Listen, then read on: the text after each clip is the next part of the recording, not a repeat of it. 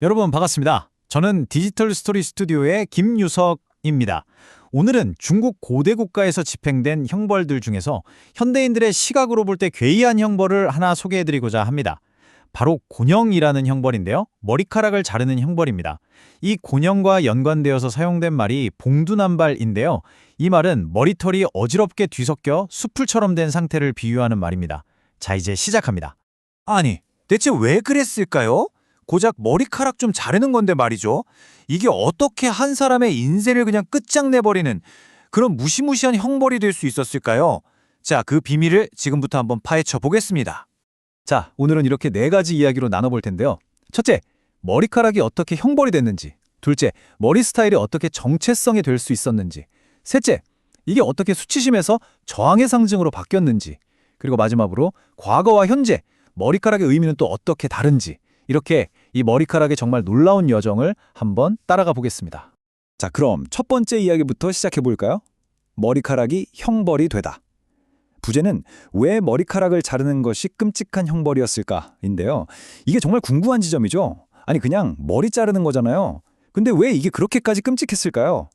우선 이 곤형이라는 단어부터 좀 짚고 넘어가야 합니다.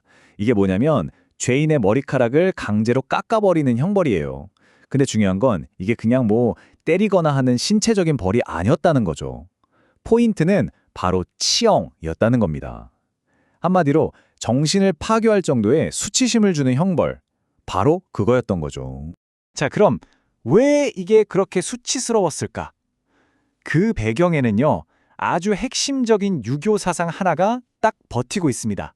바로 신체 발부 수지부모. 다들 들어보셨죠? 우리의 몸, 머리카락, 피부, 이 모든 건 부모님께 물려받은 소중한 것이다. 바로 이 생각 때문이었어요. 그러니까요, 이 사상 때문에 곤형은 그냥 머리 깎이는 게 아니라 거의 사회적 사형 선고나 마찬가지였던 겁니다. 부모님이 주신 몸을 훼손했다? 이건 그냥 나는 불효자입니다, 나는 죄인입니다 하고 이마에 써 붙이고 다니는 거나 똑같았어요. 그렇게 낙인이 찍히는 순간 인간으로서의 존엄성, 사회적 관계, 이게 다 끝나버리는 거죠. 얼마나 무서웠으면 명예를 목숨보다 중하게 여겼던 선비들이 차라리 매를 맞지 곤형은 절대 안 된다고 했을 정도니까요. 자, 여기서 우리가 곤형이랑 봉두남발이라는 말을 좀 구분해서 볼 필요가 있어요. 비슷해 보이지만 사실 다릅니다. 곤형은 법의 이름으로 머리를 강제로 자르는 형벌 그 자체, 즉 행위를 말하는 거고요. 봉두남발은 그 결과 머리가 막 헝클어지고 엉망이 된 그 치욕적인 상태를 말하는 겁니다. 그러니까 하나는 법적인 처벌, 다른 하나는 그로 인한 사회적 낙인이라고 볼 수 있겠죠. 자, 두 번째 이야기로 넘어가 보겠습니다. 머리 스타일이 곧 정체성. 부제는 모든 문화권이 똑같았을까인데요. 그쵸? 지금까지는 유교 문화권 이야기였잖아요. 근데 과연 모든 문화에서 이게 다 통했을까요? 애초에 머리를 깎는 게 문화인 사람들도 있었을 텐데 그 사람들한테는 이 형벌이 효과가 있었을까요? 바로 여기서부터 이야기가 훨씬 더 재밌어집니다. 바로 이 질문이죠. 변발을 했던 북방 민족에게 곤형은 대체 어떤 의미였을까요? 이게 정말 재미있는 역설이에요. 이미 머리를 밀고 다니는 게 자기네들 문화인데 머리를 밀어버리는 벌을 내린다? 이건 벌이 아니라 상을 주는 건가요? 말이 안 되잖아요. 그 해답은 바로 여기에 있습니다. 문화적인 관점이 완전히 달랐던 거죠. 자, 왼쪽을 보시면 유교 문화권에서는 머리카락이 효의 상징이었죠. 부모님께 받은 거니까요. 그런데 오른쪽의 북방 민족에게는요, 머리카락이 효가 아니라 바로 자기 부족의 정체성 그 자체를 상징하는 거였습니다. 그러니까 이 사람들에게 진짜 처벌은 정반대였던 거예요. 머리를 미는 게 아니라 오히려 자기들만의 그 독특한 헤어스타일, 즉 변발을 못하게 하는 것, 그게 최고의 굴욕이었던 거죠. 왜냐하면 그 변발이야말로 나는 이 부족의 전사다라는 자부심의 상징이었거든요. 위생이나 투구를 쓰기 편한 실용적인 목적도 있었고요. 그런데 그걸 강제로 잘라버린다? 이건 너는 이제 우리 부족 사람이 아니야 라고 추방하거나 노예로 삼겠다는 뜻이나 마찬가지였습니다. 완전히 반대죠? 자, 이제 세 번째 이야기입니다. 수치에서 저항의 상징으로. 여기서부터는 이야기가 현대로 넘어오면서 머리카락의 의미가 완전히 180도 확 뒤집어지는 과정을 보게 될 겁니다. 그렇습니다. 과거에는요, 삭발이라는 건 국가가 개인에게 강제로 찍어버리는 낙인이었어요. 너는 죄인이다 하고 정체성을 강요하는 수단이었죠. 그런데 지금은 어떻습니까? 바로 현재. 삭발은 개인이 스스로 선택하는 자발적 미닝아웃이 됐습니다. 이제 그 의미를 부여하는 주체가 국가에서 개인으로 완전히 넘어온 거죠. 이 흐름을 보세요. 정말 드라마틱하지 않나요? 과거의 사회적 사망 선고나 다름없던 그 삭발이 어느새 힙한 버즈컷이라는 패션이 되더니 이제는 자유와 저항을 외치는 강력한 상징이 된 겁니다. 정말 놀라운 반전이죠? 말 그대로 미닝아웃, 즉 의미를 드러내는 아주 강력한 도구가 된 거예요.